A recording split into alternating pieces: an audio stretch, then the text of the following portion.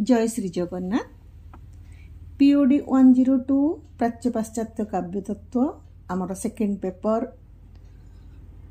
First semester Odisha state open university तार षष्ठ एककर आत्मपरीक्षण प्रश्नावलीर संक्षिप्त उत्तर वर्तमान आम आलोचना करने जाऊे। विषयटी है वक्रोक्तिवाद और कुंतक, वक्रोक्तिर स्वरूप और प्रकार भेद। आस यार टे बहुत गुड़े प्रश्न रही यार आलोचना करिया।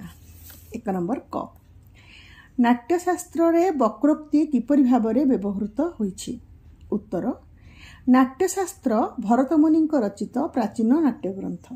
सेथिरे 36 लक्षण संबंध रे आलोचना करा जाइछि। तन्मध्यरु वक्रोक्ति विषय मध्ये विशद आलोचना रहिछि। नाट्यशास्त्र मतानुसार वक्रोक्ति एक कला। नाट्य अभिनय रस उत्पादन करे वक्रोक्ति। एक अलंकार भाव वक्रोक्ति को व्यवहार करा जाए, जेपरिक ध्वनि, व्यंजना, व्यंग शैली रूपे। उदाहरण, वक्रोक्ति तु रमस्य विभूषणमुच्यते।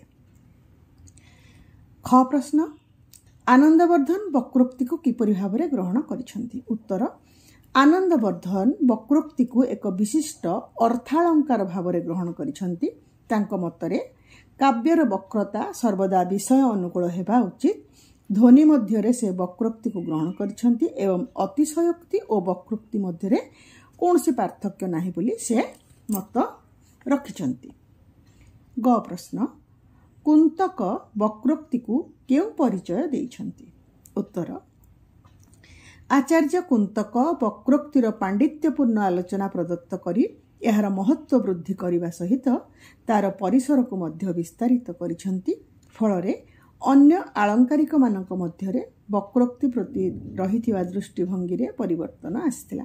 तांको मतरे वक्रोक्ति विचित्रा विधारूप काव्यर आत्मा।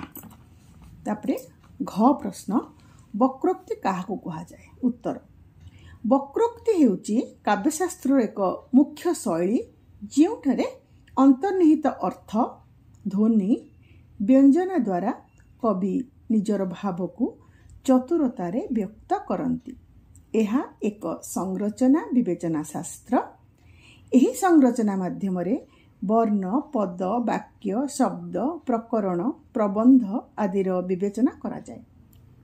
प्रथम आम लाइन लिखा वक्रयुक्त उक्ति है वक्रोक्ति। उदाहरण, महाज्ञानी तू माने एठी वक्र भाव को कहगला जे तू गोटे मूर्ख। तापर आसला हमर उहाँ प्रश्न, वक्र शब्दजाल कहले कौन बुझा जाए? वक्र अर्थ बंका, शब्दजाल अर्थ है शब्दर जाल, अर्थात एपरी उक्ति जहाँ को बुझा बेस कठिन। ताले वक्र शब्दजालर अर्थ होउची एपरी शब्दर व्यवहार जहाँ सीधा सड़क न होई टेढ़ामेढ़ा, व्यंगमय, तापरे अंतर्निहित अर्थवाही होता है। अर्थात एथिरे लक्षणा शब्द शक्ति अधिक था। एठी डेढ़ामेढ़ा लेखा अच्छे, टेढ़ामेढ़ा करेंगे। ट टेढ़ामेढ़ा, तेढ़ामेढ़ा, ठीक अच्छे, तेढ़ामेढ़ा। उदाहरण है, तमें एमिति बुद्धिमान जे जहाँ देखे समस्ते भ्रमित हुअन्ति। एला उदाहरण वक्रोक्ति। तापर आसला हमर च प्रश्न, काव्य सौंदर्य दृष्टि वक्रोक्ति किपरि सहायक होता है? उत्तर, काव्य एक कला एवं कला हेउची सौंदर्यर रचना। वक्रोक्तिर प्रयोग द्वारा काव्य रे रस उत्पादन हुए, चमत्कारितारे वृद्धि, जेमति कि अपूर्व गोटे अर्थ निर्गत एथिर हुए।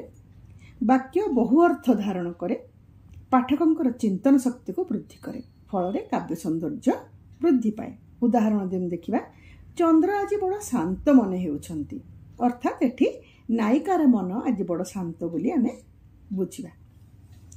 6, वर्ण विन्यास वक्रता काहाकु कहा जाए? उत्तर, काव्य रे वर्ण मानकर विशेष प्रकार विवेचना को वर्ण विन्यास वक्रता कहा जाए, जहाँ श्रोता बा पाठकों को चित्ताकर्षक ध्वनि और अर्थ दे काव्य सौंदर्य बढ़ाई था।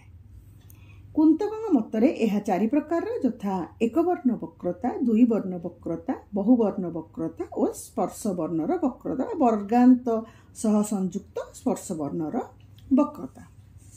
यह 6 वर्गेज प्रश्न, प्रकरण वक्रता काहाकु कहा जाए? उत्तर, सहज तथा आहार्य सौकुमार्य मनोहर वक्रता जेतेबेले वाक्य समुदाय रूप प्रकरण रे परिलक्षित होइथाय ताकू प्रकरण वक्रता कहा जाए। प्रकरण अर्थ है प्रसंग प्रबंधर अंग बा विशेष परिस्थिति। ताले समस्त प्रबंधर एक विशेष अंशर चमत्कारिता बा मनोहारिता हेउची प्रकरण वक्रता। यार केतक भेद अच्छी यथा कुंतकଙ୍କ मतरे केतक भेद अच्छी यथा भावपूर्ण स्थितिर उद्भावन 2 उत्पाद्य लावण्य 3 प्रधान कार्य सहित संबंध प्रकरणर उपकार्य 4 विशिष्ट प्रकरणर अतिरंजनता 5 रोचक प्रकरणर अवतारणा। शेष प्रश्न झ प्रश्न प्रबंध वक्रता क्या कहा जाए। आउ थे कहूँ आम यहाँ सर्ट क्वेश्चन जो संक्षिप्त अच्छी 2 नंबरिया प्रश्न आसी अनेक समय परीक्षा डायरेक्ट प्रश्न आसी जाए जो आपण मानी ये सर्ट क्वेश्चन आंसर गुड़ाक दूसरी। उत्तर महाकाव्य तथा नाटक आदि शोभा संवर्धन हेतु प्रयुक्त वस्तु कौशल को प्रबंध वक्रता कहा जाए। आचार्य कुंतकଙ୍କ मतानुसार यार विभिन्न भेद